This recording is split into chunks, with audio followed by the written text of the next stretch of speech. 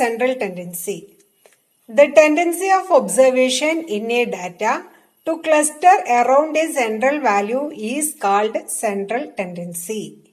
ഒരു ഡാറ്റയിലെ ഏത് വിലയ്ക്ക് ചുറ്റുമാണ് മറ്റു വിലകൾ കേന്ദ്രീകരിക്കുന്നതിനുള്ള പ്രവണത കാണിക്കുന്നത് ആ വിലയെ സെൻട്രൽ ടെൻഡൻസി അഥവാ ശരാശരി എന്ന് പറയുന്നു. The measure of central tendencies are known as averages. Central tendencyയുടെ മറ്റൊരു പേരാണ് average. There are 5 measures of central tendencies. 5 തരത്തിലുള്ള central tendencies ഉണ്ട്. ആദ്യത്തേത് arithmetic mean, second one median, third one mode, fourth one geometric mean, fifth one harmonic mean. ഇവ ഓരോന്നും എങ്ങനെയാണ് calculate ചെയ്യുക, discrete കേസിലെ കണ്ടിന്യൂസ് കേസിൽ എങ്ങനെയാണ് കാൽക്കുലേഷൻ എന്നുള്ളതും കൂടെ പറയാം. ഇപ്പൊ ഫസ്റ്റ് വൺ അരിതമെറ്റിക് മീൻ. 3 ടൈപ്പുള്ള ഡാറ്റ ഉണ്ട്. First one raw data. Raw data എന്ന് പറഞ്ഞു കഴിഞ്ഞാൽ എങ്ങനെയാണ്, എക്സ് വാല്യൂസ് മാത്രമേ ഉണ്ടാവൂ, 1, 2, 3, 4 etcetera. Then second one discrete frequency. Discrete frequency എന്ന് പറഞ്ഞാല് എക്സ് വാല്യൂസും തന്നിട്ടുണ്ടാവും, അതിന് കറസ്പോണ്ടിങ് ആയിട്ട് ഫ്രീക്വൻസിയും ഉണ്ടാവും. Then last one continuous frequency. Continuous frequency എങ്ങനെയാണ്, ക്ലാസസ് ആയിട്ടാണ് തരിക, 0 to 10, 10 to 20 എക്സെട്ര. മനസ്സിലാവുണ്ടാവും കരുതണു. ഫസ്റ്റ് റോയില് അല്ലെങ്കിൽ ഫസ്റ്റ് കോളത്തിലെ ക്ലാസസും സെക്കൻഡ് റോസിൽ എന്ത് ഫ്രീക്വൻസി ആയിട്ടുള്ള ഡാറ്റയാണ്. റോ ഡാറ്റയാണ് തന്നിരിക്കുന്നതെങ്കിൽ മീൻ കാൽക്കുലേറ്റ് ചെയ്യാനുള്ള formula sigma X by N ആണ്. സിഗ്മ എക്സ് എന്ന് വെച്ചാല് സം ഓഫ് ദ ഒബ്സർവേഷൻസ്, എല്ലാ ഒബ്സർവേഷനെയും കൂടെ കൂട്ടുക, divided by number of observation, എത്ര എണ്ണം ഉണ്ടോ അതുകൊണ്ട് ഡിവൈഡ് ചെയ്യുക. ഡിസ്ക്രീറ്റ് ഫ്രീക്വൻസി ടൈപ്പ് ആണെങ്കിൽ sigma F X by sigma F ആണ്. അതായത് ഫ്രീക്വൻസിന് അതിന്റെ കറസ്പോണ്ടിങ് എക്സ് വാല്യൂ ആയിട്ട് മൾട്ടിപ്ലൈ ചെയ്യും, എന്നിട്ട് എല്ലാം കൂടെ കൂട്ടുന്നതിനെയാണ് സിഗ്മ എഫ് എക്സ് എന്ന് പറയുന്നത്. ഇനി സിഗ്മ എഫ് ഫ്രീക്വൻസിയുടെ സമ്മിന് പറയുന്ന മറ്റൊരു പേരാണ് N, capital letter N. Third case continuous ആണ്. കണ്ടിന്യൂസ് എങ്ങനെയാണ്, കണ്ടിന്യൂസ് ക്ലാസസില് മിഡ് വാല്യൂസ് കണ്ടുപിടിക്കും. ആ മിഡ് വാല്യൂവും ഫ്രീക്വൻസിയും കൂടി ആവുമ്പോൾ ഡിസ്ക്രീറ്റ് ഫ്രീക്വൻസി ടൈപ്പിലുള്ള ക്ലാസസ് ആയി മാറും. അതിനുശേഷം സെയിം ഫോർമുല തന്നെയാണ് യൂസ് ചെയ്യുന്നത്. For a continuous frequency distribution, the mid values of the classes are taken as the values of X. ക്ലാസസിന്റെ മിഡ് വാല്യൂസ് എടുക്കുക, അത് എക്സ് വാല്യൂ ആയി മാറും. പിന്നെ കറസ്പോണ്ടിങ് ഫ്രീക്വൻസി ഉണ്ട്. അപ്പൊ എക്സ് വാല്യൂ ഫ്രീക്വൻസി ആയി കഴിഞ്ഞാൽ സെയിം ഫോർമുല തന്നെ അപ്ലൈ ചെയ്യും. ഇനി നോക്കുന്നത് പ്രോപ്പർട്ടീസ് ഓഫ് മീൻ. മീനിന്റെ പ്രോപ്പർട്ടീസ് എന്തൊക്കെയാണ്? അതിൽ first property sigma X minus X bar equal to 0 ആണ്. Second property sigma X minus A the whole square is least when A equal to X bar. ഇവിടുത്തെ value X bar ആണെങ്കിൽ sigma X minus X bar the whole square എന്താണ്, least ആണ്. Then third one, if each observation in a data is increased by a, the mean is also increased by x bar plus a. അതായത് ഒരു ഡാറ്റയില് 2, 4, 6, 8 ഇങ്ങനെ 4 observation ഉണ്ടെന്ന് കരുതുക. ഈ ഓരോ നമ്പേഴ്സിനെയും 3 കൊണ്ട് സം ചെയ്ത് കഴിഞ്ഞാൽ ഈ ഡാറ്റ എന്തായി മാറി, 2 plus 3 5, 4 plus 3 7, 6 plus 3 9, 8 plus 3 11. ഈ ഡാറ്റയുടെ മീൻ എന്ന് പറയുന്നത് പഴയ ഡാറ്റയുടെ എക്സ് ബാർ എന്താണോ അതിന്റെ കൂടെ ഇവിടെ ഇപ്പൊ ഏത് നമ്പർ കൂട്ടിയിട്ടാണ് ഇങ്ങനെ റിസൾട്ട് കിട്ടിയത്, 3 അല്ലേ കൂട്ടിയത്. അപ്പൊ പഴയ ആവറേജിന്റെ കൂടെ ആ 3 കൂട്ടിക്കഴിഞ്ഞാല് പുതിയ സെറ്റിന്റെ ആവറേജ് കിട്ടും. അതേ പ്രോപ്പർട്ടി തന്നെയാണ് ഫോർത്ത് വണ്ണും പറയുന്നത്. ഈ നമ്പേഴ്സിൽ നിന്ന് ഏതെങ്കിലും ഒരു constant number decreased by A minus ചെയ്ത് കഴിഞ്ഞാല് പുതിയ സെറ്റിന്റെ മീൻ എന്ന് പറഞ്ഞാൽ ഏത് നമ്പറാണോ നമ്മൾ മൈനസ് ചെയ്തത് അത് തന്നെ എക്സ് ബാറിൽ നിന്ന് മൈനസ് ചെയ്താലും മതിയാകും. അപ്പൊ പോസിറ്റീവ് ഇൻക്രീസ് ആണെങ്കിൽ കൂട്ടിക്കൊടുക്കുക, പഴയ മീനിൽ നിന്ന് ആ വാല്യൂ കൂട്ടിക്കൊടുക്കുക. ഡിക്രീസ് ആണെങ്കിൽ പഴയ മീനിൽ നിന്ന് മൈനസ് ചെയ്യുക. പ്രോപ്പർട്ടീസ് അറിഞ്ഞിരിക്കണം. Then fifth one, if each observation in a data is multiplied by p not equal to 0. അതായത് ഇവിടെ പറഞ്ഞ അതേ കണ്ടീഷൻ 2, 4, 6, 8 ഈ നമ്പേഴ്സിന്റെ മീന് നമ്മൾ കാൽക്കുലേറ്റ് ചെയ്ത് വെച്ചിട്ടുണ്ട്. അതൊരു എക്സ് ആണെന്ന് കരുതുക. അങ്ങനെയാണെങ്കിൽ ഈ നമ്പേഴ്സിന്റെ കൂടെ ഇപ്പൊ ഞാൻ 3 ആണ് മൾട്ടിപ്ലൈ ചെയ്യുന്നതെങ്കിൽ 3 into 2 6, 3 into 4 12, 3 into 6 18, 3 into 8 24. ഈ പുതിയ നമ്പേഴ്സിന്റെ മീൻ എന്ന് പറഞ്ഞാല് പഴയ മീൻ ഏതാണോ അതിന്റെ കൂടെ പി മൾട്ടിപ്ലൈ ചെയ്താൽ മതി. അതായത് നമ്മൾ ഈ പഴയ സെറ്റിന്റെ മീന് എക്സ് ആണ് കിട്ടിയിരിക്കുന്നതെങ്കിൽ ഇവിടെ ഇപ്പോ പുതിയ വാല്യൂസ് കിട്ടിയത് 3 കൊണ്ട് മൾട്ടിപ്ലൈ ചെയ്തിട്ടല്ലേ, അപ്പൊ 3x ആണ് എന്നുള്ളതാണ് മീൻ ചെയ്യുന്നത്. Then next one, weighted arithmetic mean. Weighted arithmetic mean calculate ചെയ്യാനുള്ള formula sigma wx divided by sigma w. അതായത് ഫ്രീക്വൻസിക്ക് പകരം വെയിറ്റ് ഉണ്ടെന്നേ ഉള്ളൂ കേട്ടോ. നമ്മൾ ഫ്രീക്വൻസി വരുന്ന ടൈപ്പ് ആണെങ്കിൽ sigma F X divided by sigma F ആണ് ചെയ്യുക. അതിന് പകരം എന്തായി മാറി? Sigma wx divided by sigma w, where w denote the weight of x. Then രണ്ട് സെറ്റും രണ്ട് മീനും ഒക്കെ ഉണ്ടെങ്കിൽ combined arithmetic mean X bar calculate ചെയ്യാനുള്ള formula n1 x1 bar plus n2 x2 bar divided by n1 plus n2. ഇപ്പൊ n1 എന്ന് പറഞ്ഞു കഴിഞ്ഞാല് ഫസ്റ്റ് സെറ്റിന്റെ നമ്പർ ആണ്. x1 ബാർ എന്ന് പറഞ്ഞു കഴിഞ്ഞാലോ ഫസ്റ്റ് സെറ്റിന്റെ മീനാണ്. അങ്ങനെയെങ്കിൽ n2 എന്ന് പറഞ്ഞാലോ സെക്കൻഡ് സെറ്റിന്റെ നമ്പേഴ്സ് ആണ്. x2 ബാർ പറഞ്ഞാല് സെക്കൻഡ് സെറ്റിന്റെ മീനും കൂടിയാണ്. Second measure of central tendency median. Median എന്ന് വെച്ചാല് median is the middle most observation in A data. ഒരു ഡാറ്റയിലുള്ള മിഡിലുള്ള ഐറ്റം ആണ് മീഡിയൻ. അപ്പൊ ഇവിടെയും റോ ഡാറ്റ ഉണ്ട്, ഡിസ്ക്രീറ്റ് ഫ്രീക്വൻസി ടൈപ്പ് ഉണ്ട്, കണ്ടിന്യൂസ് ഫ്രീക്വൻസി ടൈപ്പ് ഉണ്ട്. റോ ഡാറ്റ ടൈപ്പിലാണെങ്കിൽ തന്നിരിക്കുന്ന ഒബ്സർവേഷൻസിനെ അസെൻഡിങ്ങോ ഡിസെൻഡിങ്ങോ ഓർഡറിൽ അറേഞ്ച് ചെയ്ത ശേഷം n+1/2th ഐറ്റം ആണ് സെലക്ട് ചെയ്യുക. അപ്പൊ നോക്കൂ, തന്നിരിക്കുന്ന ഒബ്സർവേഷനിൽ 5 ഐറ്റം ഉണ്ടെങ്കിൽ എന്ത് ചെയ്യും? 5+1/2 which is equal to 6/2 equal to 3. അപ്പൊ അസെൻഡിങ്ങോ ഡിസെൻഡിങ്ങോ ഓർഡറിൽ അറേഞ്ച് ചെയ്തിട്ട് മൂന്നാമത്തെ ഐറ്റത്തിനെ സെലക്ട് ചെയ്യുക. അതാണ് മീഡിയൻ. ഇവിടെ നമ്പർ ഓഫ് ഒബ്സർവേഷൻ എടുത്തത് 5 ആണ്. ഇപ്പൊ 5 എന്ന് പറയുമ്പോൾ ഓഡ് നമ്പർ ആയിരുന്നു. ഓഡ് നമ്പർ ആയപ്പോൾ നമുക്ക് തേർഡ് പൊസിഷനിലുള്ള വാല്യൂ ആണ് മീഡിയൻ എന്ന് പറയാൻ വേണ്ടി സാധിച്ചു. അതേസമയം നമുക്ക് കിട്ടിയിരിക്കുന്ന number of observation even case ആണെന്ന് കരുതുക. അതായത് 6 ആണ് തന്നിരിക്കുന്നത്. 6 ഈസ് ആൻ ഈവൺ നമ്പർ. ഇപ്പൊ 6 ഒബ്സർവേഷനുള്ള ഒരു ഡാറ്റയുടെ മീഡിയൻ ആണ് കാൽക്കുലേറ്റ് ചെയ്യുന്നതെങ്കിൽ 6+1/2 ചെയ്യും, വിച്ച് ഈസ് ഈക്വൽ ടു 7/2. 7/2 എന്ന് പറഞ്ഞാൽ എത്ര വരും? 3.5. അപ്പൊ ഇവിടെ നോക്കൂ, ഏത് പൊസിഷൻ നമ്മൾ എടുക്കും? അവിടെ കൺഫ്യൂഷൻ വരും. തേർഡ് പൊസിഷൻ വേണോ ഫോർത്ത് പൊസിഷൻ വേണോ? 3.5 പറയുമ്പോൾ പെർഫെക്റ്റ് ആയിട്ട് ഇന്ന സ്ഥലത്തുള്ള നമ്പർ എന്ന് പറയാനില്ല. 3.5 എന്നാണ്. സോ നമ്മൾ എന്ത് ചെയ്യും? മൂന്നാമത്തെ പൊസിഷനിലുള്ള വാല്യൂ പ്ലസ് നാലാമത്തെ പൊസിഷനിലുള്ള വാല്യൂ ഡിവൈഡഡ് ബൈ 2. അന്നേരം എന്താണോ കിട്ടുന്നത് അതാണ് ആൻസർ. 3+4 അല്ല ഉദ്ദേശിക്കുന്നത്, മൂന്നാമത്തെ പൊസിഷനിലെ ഏത് വാല്യൂ ആണോ ആ വാല്യൂ പ്ലസ് നാലാമത്തെ പൊസിഷനിലുള്ള വാല്യൂ ഡിവൈഡഡ് ബൈ 2 ആണ്. അങ്ങനെ നമ്മൾ 3.5 എന്നുള്ള പൊസിഷനിൽ ഏതാണ് നമ്പർ എന്നുള്ളത് ഡിസൈഡ് ചെയ്യും. Okay. Then second one discrete frequency type ആണ്.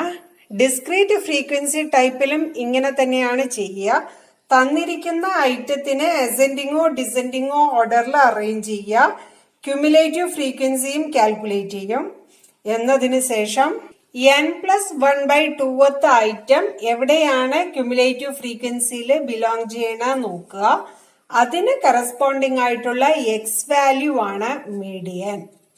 ദെൻ കണ്ടിന്യൂസ് ഫ്രീക്വൻസി ടൈപ്പിലുള്ള ഡാറ്റയാണ് തന്നിരിക്കുന്നതെങ്കിലും ചെയ്യാനുള്ളത് cumulative frequency less than cumulative frequency calculate ചെയ്യുക. എന്നതിന് ശേഷം n/2 എവിടെയാണ് ബിലോങ് ചെയ്യണ നോക്കുക. ഈ n/2ന് കറസ്പോണ്ടിങ് ആയിട്ടുള്ള ക്ലാസിനെ മീഡിയൻ ക്ലാസ് എന്ന് പറഞ്ഞ് വിളിക്കും. ഈ മീഡിയൻ ക്ലാസിനെ ഡിപ്പെൻഡ് ചെയ്തിട്ട് L കണ്ടുപിടിക്കും, M കാൽക്കുലേറ്റ് ചെയ്യും. M എന്ന് വെച്ചാല് cumulative frequency of the class preceding the median class.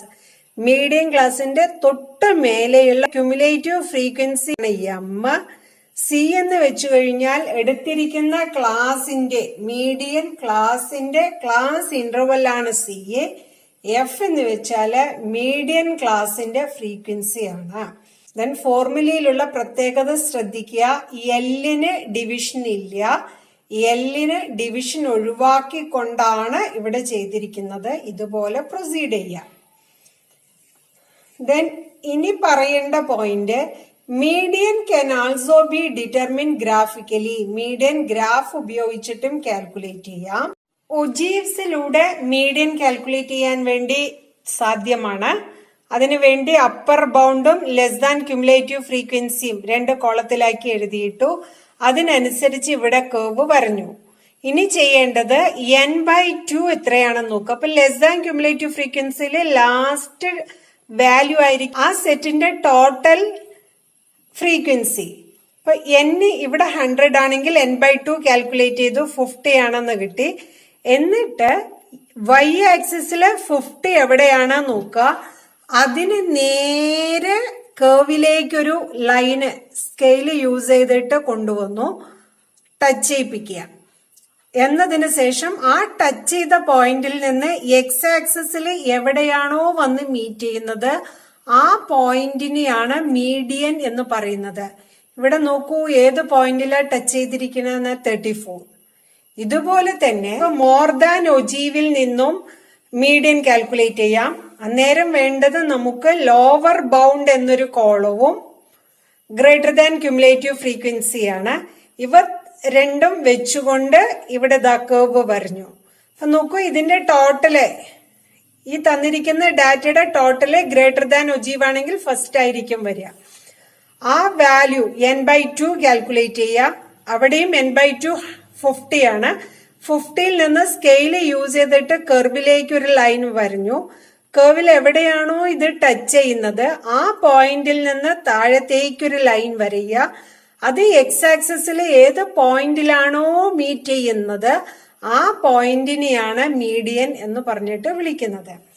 The x-coordinate of the point of intersection of the two ogives gives the median of the distribution.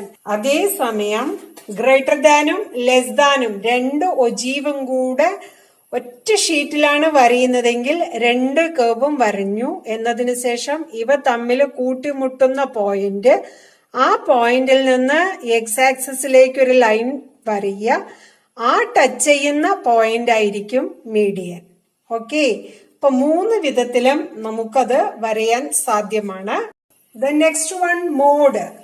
Mode is that value of a data which is repeated most often in the data. ഒരു ഡാറ്റയിലെ ഏറ്റവും കൂടുതൽ തവണ ഏത് നമ്പറാണോ repeat ചെയ്യുന്നത് ആ നമ്പറിനെയാണ് mode എന്ന് പറയുന്നത്. ഇവിടെയും ഫോക്കസ് പോയിന്റില് 3 ടൈപ്പും പഠിക്കാനുണ്ട്. Raw data, discrete frequency, continuous frequency വരുമ്പോൾ എങ്ങനെയാണ്. ഇവിടെ y ഉണ്ട് കേട്ടോ ഫ്രീക്വൻസി. റോ ഡാറ്റ വരുമ്പോൾ mode is the value which is repeated most often in the data. ഏറ്റവും കൂടുതൽ ടൈം ഏത് വാല്യൂ ആണ് റിപ്പീറ്റ് ചെയ്യുന്നത് അതാണ് മോഡ്. ഇനി ഒരു ഡാറ്റ നമുക്ക് തന്നിട്ടുണ്ട്. ആ ഡാറ്റയില് ഏതെങ്കിലും 2 നമ്പേഴ്സുകൾ ഒരേ തവണ റിപ്പീറ്റ് ചെയ്യുന്നുവെങ്കിൽ ഏതെങ്കിലും രണ്ട് നമ്പേഴ്സ് സെയിം ടൈം റിപ്പീറ്റ് ചെയ്യുന്നുവെങ്കിൽ ആ സെറ്റ് ഓഫ് ഡാറ്റയ്ക്ക് രണ്ട് മോഡ് ഉണ്ട് എന്ന് പറയും. തന്നിരിക്കുന്ന ഡാറ്റയിലെ എല്ലാ നമ്പേഴ്സും ഒരു തവണയെ റിപ്പീറ്റ് ചെയ്യുന്നുള്ളൂ എങ്കിൽ പറയുന്നത് നോ മോഡ് എന്നും പറയാറുണ്ട്. പറഞ്ഞു വന്നതിന്റെ ചുരുക്കം, ഒരു സെറ്റ് ഓഫ് ഡാറ്റയ്ക്ക് ഒരു മോഡ് തന്നെ വരണം എന്ന് നിർബന്ധമില്ല. ഒന്നിൽ കൂടുതൽ മോഡുകൾ വരാം. ഓക്കെ. ഡിസ്ക്രീറ്റ് ഫ്രീക്വൻസി ടൈപ്പിലും അത് തന്നെയാണ്. ഏറ്റവും കൂടുതൽ ഫ്രീക്വൻസി ഏതിനാണോ ഉള്ളത് അതാണ് മോഡ്. കണ്ടിന്യൂസ് ആണെന്നുണ്ടെങ്കിൽ ചെയ്യാനുള്ളത് ഏറ്റവും കൂടുതൽ ഫ്രീക്വൻസി ഉള്ള ക്ലാസ്സിനെ സെലക്ട് ചെയ്യണം. അതിനെ നമ്മൾ മോഡൽ ക്ലാസ് എന്ന് പറഞ്ഞിട്ട് വിളിക്കും. ഈ മോഡൽ ക്ലാസിന്റെ ലോവർ ലിമിറ്റ് ആണ് L. മോഡൽ ക്ലാസിന്റെ ഫ്രീക്വൻസിയാണ് F1. മോഡൽ ക്ലാസിന്റെ ഫ്രീക്വൻസി F1 ആണെങ്കിൽ അതിന് തൊട്ട് മുമ്പുള്ള ഫ്രീക്വൻസിയാണ് F0. മോഡൽ ക്ലാസ്സിന് തൊട്ട് താഴെയുള്ള ഫ്രീക്വൻസിനെ F2 എന്ന് പറഞ്ഞിട്ട് വിളിക്കും. എടുത്തിരിക്കുന്ന മോഡൽ ക്ലാസിന്റെ ക്ലാസ് ഇന്റർവൽ ആണ് C. ഈ വക കാര്യങ്ങളാണ് ഇവിടെ എഴുതിയിട്ടിരിക്കുന്നത്. ഫോർമുല രണ്ട് ഫോർമുലയുണ്ട്. ഫസ്റ്റ് വണ്ണിന് സിംപ്ലിഫൈ ചെയ്യുമ്പോഴാണ് സെക്കൻഡ് വൺ കിട്ടുന്നത്. ഒന്നുകിൽ ഇത് വെച്ച് ചെയ്യാം, അല്ലെങ്കിൽ ഇത് യൂസ് ചെയ്യാം. ഒരു കാര്യം ഇവിടെയും പറയട്ടെ, എല്ലിന് ഡിവിഷൻ ബാധകമല്ല. എല്ലിനെ ഒഴിവാക്കിക്കൊണ്ടാണ് ഇവിടെയും അതെ ഇവിടെയും അതെ ഡിവൈഡ് ചെയ്തിരിക്കുന്നത്. നോക്കുക, ശ്രദ്ധിച്ച് ചെയ്യുക. എൽ എന്ന് വെച്ചാല് lower bound of model class. Model ക്ലാസിന്റെ ലോവർ ബൗണ്ട് ആണ്.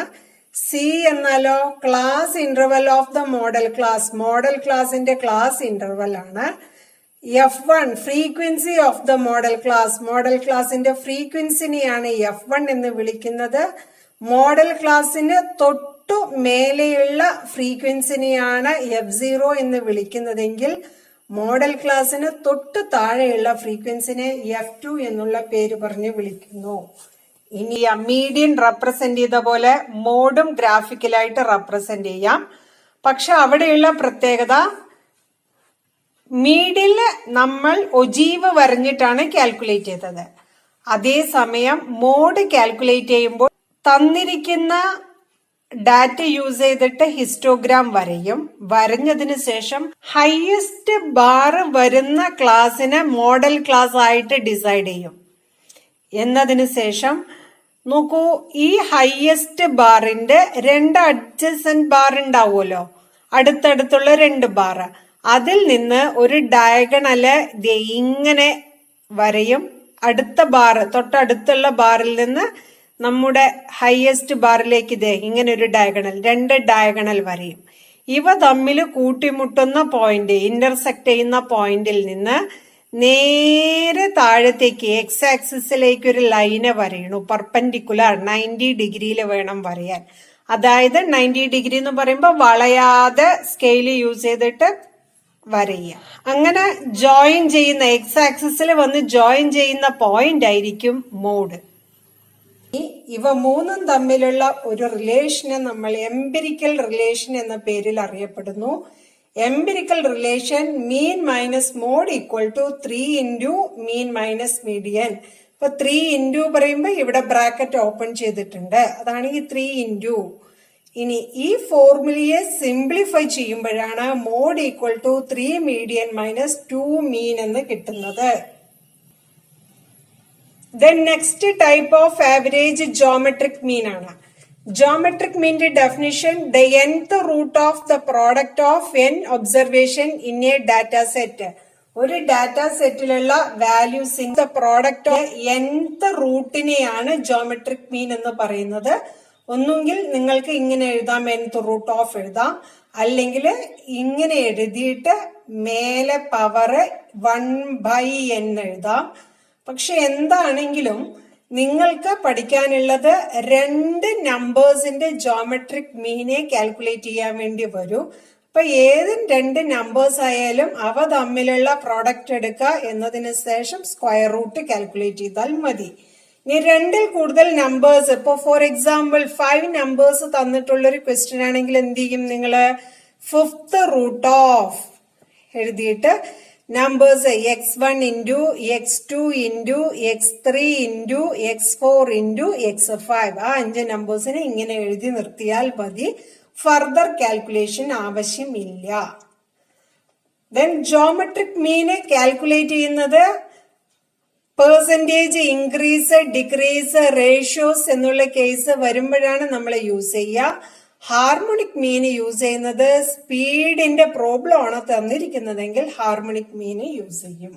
Harmonic mean is the reciprocal of the arithmetic mean of the reciprocal of the observations. ഈ എഴുതിയിരിക്കുന്നതിന്റെ നൊട്ടേഷൻ ആണ് താഴെ കാണിക്കുന്നത്. 1 by harmonic mean equal to 1 by n into sigma 1 by x. ഇതിനെ എങ്ങനെ എഴുതാം? Harmonic mean equal to 1 by harmonic mean അല്ലേ, അതിന് ഹാർമോണിക് മീൻ ഈക്വൽ ടു പറഞ്ഞിട്ട് എഴുതുമ്പോൾ n by sigma 1 by x ആയി മാറി. ഇനി ഇവിടെ നോക്കൂ, ഹാർമോണിക് മീനും അരിത്തമെറ്റിക് മീനും ജോമെട്രിക് മീൻ തമ്മിൽ ഒരു റിലേഷൻ ഉണ്ട്. ഇവ മൂന്നും പോസിറ്റീവ് വാല്യൂ ആണെങ്കിൽ, ഏത് മൂന്നും? അരിത്തമെറ്റിക് മീനും ജോമെട്രിക് മീനും ഹാർമോണിക് മീനും ഇവ മൂന്നും പോസിറ്റീവ് ആണെങ്കിൽ മാത്രം ഹാർമോണിക് മീനിനേക്കാളും വലുതായിരിക്കും ജോമെട്രിക് മീൻ, അതിനേക്കാളും വലുതായിരിക്കും അരിത്തമെറ്റിക് മീൻ. അപ്പൊ ഇവ മൂന്നും കാൽക്കുലേറ്റ് ചെയ്ത് കഴിഞ്ഞാൽ വലിയ നമ്പർ അരിത്തമെറ്റിക് മീൻ ആയിരിക്കും, അതിനേക്കാളും ചെറുത് ജോമെട്രിക് മീൻ കിട്ടും, അതിനേക്കാളും ചെറുതായിരിക്കും ഹാർമോണിക് മീൻ. അതുകൂടാതെ ഇനി ഒരു റിലേഷൻ ഉള്ളത്, ജോമെട്രിക് മീനിന്റെ സ്ക്വയർ എടുത്തു കഴിഞ്ഞാൽ arithmetic mean into harmonic mean എന്ന് എഴുതാൻ സാധിക്കും. അപ്പൊ ഇത് സ്ക്വയർ ആണെന്നുണ്ടെങ്കിൽ ജോമെട്രിക് മീൻ ഈക്വൽ ടു എങ്ങനെ എഴുതാം? നമുക്ക് square root of arithmetic mean into harmonic mean എന്ന് എഴുതാൻ സാധിക്കും. ഇത് ബേസ് ചെയ്തുകൊണ്ടുള്ള റിലേഷൻഷിപ്പ് വെച്ചുകൊണ്ടുള്ള പ്രോബ്ലംസ് ചോദിക്കാറുണ്ട്. If some observations are negative, the geometric mean will not be calculated. തന്നിരിക്കുന്ന സെറ്റ് ഓഫ് ഡാറ്റയിലെ ഏതെങ്കിലും ഒരു വാല്യൂ നെഗറ്റീവ് ആണെങ്കിൽ ജോമെട്രിക് മീൻ കാൽക്കുലേറ്റ് ചെയ്യാൻ സാധ്യമല്ല. അതുപോലെ തന്നെയാണ് ഏതെങ്കിലും ഒരു ഒബ്സർവേഷൻ 0 ആണെങ്കിൽ ജോമെട്രിക് മീൻ കാൽക്കുലേറ്റ് ചെയ്യുമ്പോൾ root of x1 into x2 into etcetera into ഒരു നമ്പർ എന്തായി മാറി? 0 ആയി മാറി. ഇപ്പൊ 5 ഒബ്സർവേഷൻസ് ഉണ്ടെങ്കിൽ 5th റൂട്ട് ഓഫ് ഇത് 0 ആയി. അപ്പൊ ഈ പ്രോഡക്റ്റ് മുഴുവൻ എന്തായി മാറും? 5th റൂട്ട് ഓഫ് 0 ആയി മാറി. അതുകൊണ്ടാണ് ഏതെങ്കിലും ഒരു ഒബ്സർവേഷൻ 0 ആണെങ്കിൽ ജോമെട്രിക് മീനും 0 തന്നെ ആയിരിക്കും. If any one or more observation ആ 0, ജോമെട്രിക് മീനും 0 ആയിരിക്കും. ഇനി ഏതെങ്കിലും ഒരു വാല്യൂ 0 ആണെങ്കിൽ ഹാർമോണിക് മീന് ഡിറ്റർമിൻ ചെയ്യാൻ സാധ്യമല്ല, കണ്ടുപിടിക്കാൻ പറ്റില്ല. Harmonic mean can't be determined if one of the value is 0. ഏതെങ്കിലും ഒരു വാല്യൂ 0 ആണെങ്കിൽ ഹാർമോണിക് മീൻ കാൽക്കുലേറ്റ് ചെയ്യാൻ സാധ്യമല്ല എന്ന് പറയുന്നു.